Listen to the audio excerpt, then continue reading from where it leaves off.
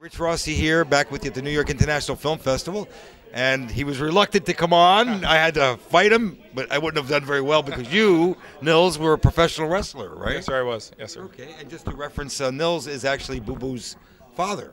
Correct. Is that correct? And also the daughter, your daughter is... Right, Boo Boo and Fightful and Sage are my children. Sage. Another one at home. Another one home. So how did you get to be such a, how did you have such talent in the, I mean, started with you being a professional wrestler? My parents are really talented. It skipped a generation. Okay. Oh, it skipped a generation. Yeah. So my children. Now, how did you get into wrestling? What was? I was a power lifter for years, and I met a gentleman who was training a guy named the Great Malenko, and he asked me if I was interested, and that was a long time ago in Florida, and so I broke in and wrestled for about 9 years. So did you yourself do any acting before your kids got involved in that? Yeah, I've done probably about 300 projects. Wow. And you did mostly stunts as well? Well, I started as an actor, and then I would end up playing a role that I'd do a fight. They'd say, oh, can you coordinate that? It's the only fight in the film. Then they say, hey, can you come in and coordinate the next fight in our film? And so I suddenly went from acting to stunt coordinating. Right. So one thing led to another. Now, when did you realize that your children were going to get involved in the business?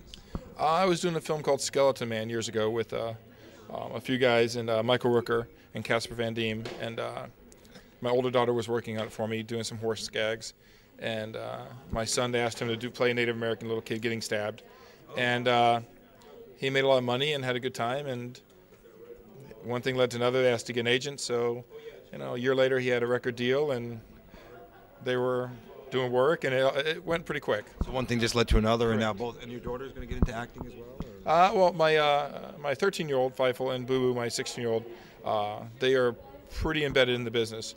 My 4-year-old Sage, who knows? I let them make their own decisions. I don't. More than likely, she'll follow in the footsteps. Well, I think so. She's always with us, and so you tend to acclimate to what your family's doing, I think. Is your wife involved in the business at all? No, I can't get her on film. So thank God there's a little relief there that there's somebody in the family that's not involved in Hollywood. Yeah, well, that's so focused. Well, that's so exciting. So what are you getting involved in now as a stunt coordinator? What are you going to be doing next? I run a show, do a show called Deadliest Warrior on Spike, which is fantastic to work on, and shooting a pilot next week for another Spike TV show. Then we'll see. We'll see what happens after that.